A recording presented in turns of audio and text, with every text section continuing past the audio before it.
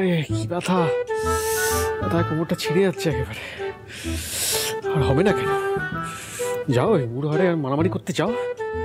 মেয়েটার জন্য তো আমার জীবনটা একেবারে হেল হয়ে গেল। আর যে কত কষ্ট সহ্য করতে হবে কে জানে। ও বামটা কোথায় তো?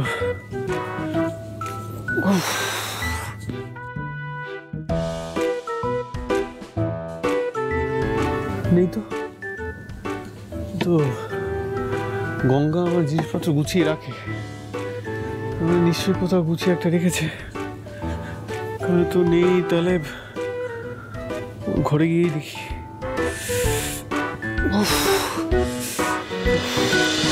গঙ্গা গঙ্গা গঙ্গা, আমি কোনোদিন ভাবতেও পারিনি যে ওই খরগোশ আমার জন্য এত কিছু করতে পারে। কারণ তুমি বলো, আমার জীবনটা শেষ হয়ে গেলে স্যারের কি বা যায় আসতো। সেই কারণে আমি মনে মনে স্যারকে কত না কথা শুনিয়েছিলাম, বিকজ আমি ভেবেছিলাম আমার সঙ্গে কিছু খারাপ হলেই বোধহয় স্যারের ভালো লাগবে। না গোবিন্দি দিদি, আমি তোমায় বলেছিলাম না, স্যার ভীষণ ভালো মানুষ, কারোর ক্ষতি করেন না আর হতেও দেন না। সেটা তো পরে বুঝেছি গঙ্গা, স্পেশালি ওই ফাইটটার পর। তুমি ভাবতে পারছো না, স্যার পুরো হিরোর মতন করে ফাইট করলো, ডিসুম ডিসুম।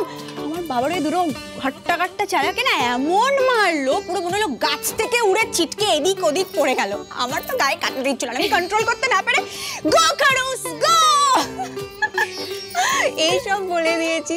তুমি বলো, কে বলবে যে স্যারের এত বড় একটা ছেলে আছে এই বয়সে?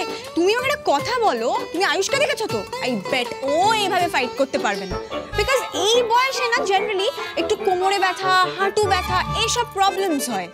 But look at sir, so fit. সত্যি গঙ্গা, স্যার একেবারে সুপারম্যান। সত্যি আজকের যুগে স্যারের মতো মানুষ দেখা যায় না, যেখানে সবাই এত আত্মকেন্দ্রিক, এত স্বার্থপর, সেখানে স্যার নিজের কথা ভুলে সবার পাশে দাঁড়ান।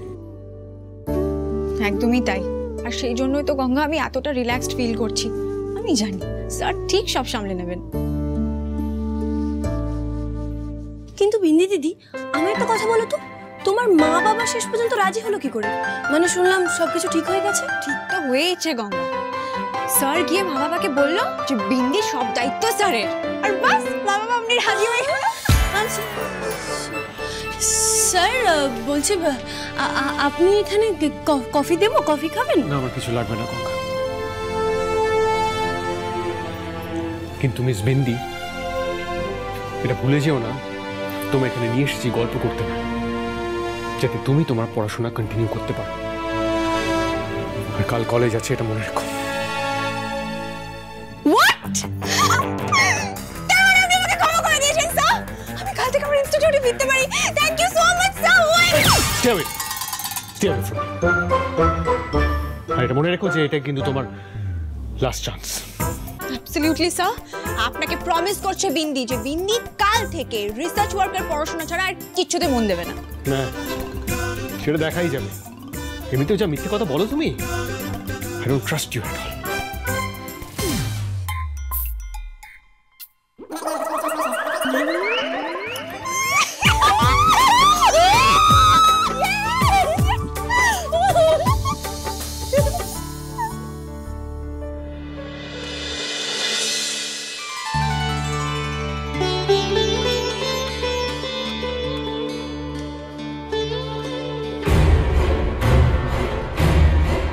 আয়ুষ, একটা কথা জিজ্ঞেস করবো? বল।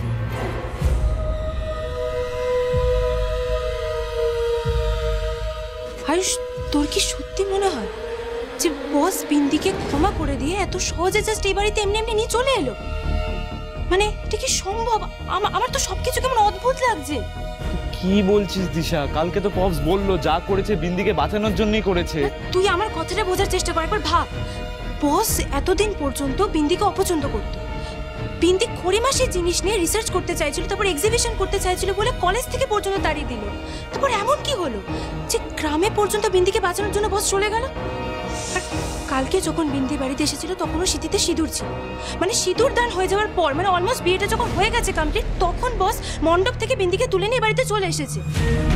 মানে এটা কি করে সম্ভব? সবকিছু কেমন স্ট্রেঞ্জ লাগছে আমার। তুই কি মাথা খারাপ হয়ে গেছে? তুই নিজেও জানিস কি বলছিস। পপস বিন্দিকে এখানে এনে ভুল করেছে। পপস নিজের গ্রাজেস গুলো ভুলে একটা মেয়ের লাইফ বাঁচিয়েছে, একটা স্টুডেন্টের পড়াশোনা করার ইচ্ছাটাকে মর্যাদা দিয়েছে, আর তুই বলছিস স্ট্রেঞ্জ? না আয়ুষ, তুই আমাকে আবার ভুল বুঝছিস। দেখ, বস যেটা করেছে আমি সেখানে কোয়েশ্চেন করছি না। তাহলে আমি জানি বসের ইন্টেনশন ভালোই ছিল, কিন্তু তুই দেখ, বস এতদিন পর্যন্ত যে বিন্দি মেয়েটাকে অপছন্দ করতো, আজকে গঙ্গার সাথে পরিমাসের ঘরে থাকতে অ্যালাউ করে দিল। মানে এটা কিভাবে পসিবল? এই ড্রাস্টিক চেঞ্জটা, এটা তো খুব অদ্ভুত। আর জানিস, তুই চলে যাওয়ার পর আমি দেখলাম মিমি আর বস ড্রয়িং রুমে কি যেন একটা আলোচনা করছে, আর ওদের কথা শুনে মনে হলো বস কিছু যেন একটা আড়াল করার চেষ্টা করছে। আর সেটা কি আমি জানি।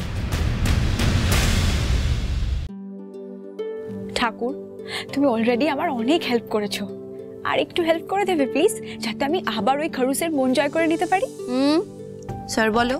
সরি সরি সরি, তো আমি তো ভাবতেই পারছি না ঠাকুর, যে স্যার খরুস থেকে আবার আমার স্যার হয়ে গেল, আমাকে কলেজে অব্দি এন্ট্রি দিয়ে দিল। ঠাকুর, তুমি স্যারকে পাল্টে দিয়ে একদম মিরাকল করে দিয়েছো। তুমি আর শুধরাবে না ঠাকুর, তুমি দেখো স্যারের সামনে অন্তত ওই খরুস টরুস না বলে ফেলে। না না গঙ্গা, আমি বলবো না। ছি, যে আমার এত বড় উপকার করলো তাকে আমি খরুস কি করে বলতে পারি?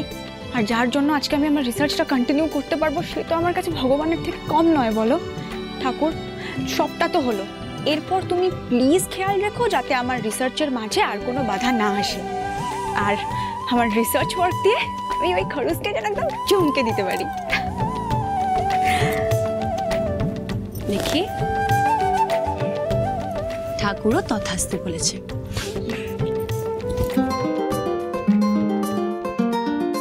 এখন আবার বাবা, সকাল সকাল আবার বাবা কেন আমাকে ফোন করছে? এক সেকেন্ড গঙ্গা। হ্যাঁ বাবা, বলো। কেমন আছে আমার মা বিন্দি রানী? ও বাড়িতে তোকে রাজরানী করে রেখেছে তো? আমাকে একটু দাও, আমি একটু কথা বলি। হ্যাঁ হ্যাঁ, এ নাও কথা বলো। হ্যাঁ রে মা, শ্বশুরবাড়িতে সব ঠিক আছে তো? আজ তো তোর বউ ভাত, ওখানে নিশ্চয়ই অনেক আয়োজন হচ্ছে, পুরো এলাহি ব্যাপার, তাই না রে? হ্যাঁ মা, হচ্ছে তো। সবাই এখানে যে কি ভালো মানুষ না, খুব যত্ন করছে আমার, আর আয়োজন তো বিশাল ধুমধাম করে হচ্ছে। তোমরা এইসব নিয়ে এখন চাপ নিও না, হ্যাঁ কেমন? আর মা বলছি আমি এখন রাখি, বুঝতে তো পারছো নতুন লাইফ, অনেক কাজ, রেসপন্সিবিলিটিজ। হ্যাঁ সে তো বটেই। দেখিস মা, শ্বশুরবাড়িতে যেন কেউ কোনো অভিযোগ করার সুযোগ না পায়, সব কাজ একদম মন দিয়ে করবি। আর হ্যাঁ শোন না, ও বাড়িতে আজ ভাত কাপড়ের আয়োজন হবে নিশ্চয়ই? হ্যাঁ হবে, যেমন হয় সব হবে। হে ভগবান, মা বাবা সকাল সকাল ফোন করে এত প্রশ্ন করছে কেন? আবার কি নতুন বিপদ আসতে চলেছে? এই চল চল চল, ওই গাড়িটাকে ফলো কর।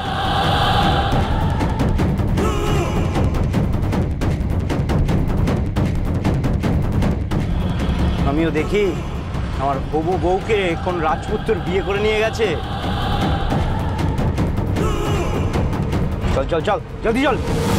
দাদা ফোনটা দাও, ফোনটা দাও। হ্যাঁ না, হ্যাঁ শোন শোন, আজ তো আমার একমাত্র মেয়ের বউ ভাত বলে কথা। দেখবি দেখবি, আমাদের তরফ থেকে কোনো ত্রুটি থাকবে না। এমন তত্ত্ব নিয়ে যাচ্ছে না তোর বাবা এই শিবমিত্তির, তোর শ্বশুর বাড়ির লোকেরা না দেখে একবারে হা হয়ে থাকবে।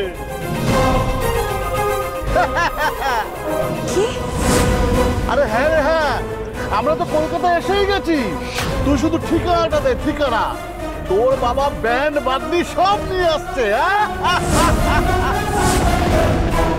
ঠিক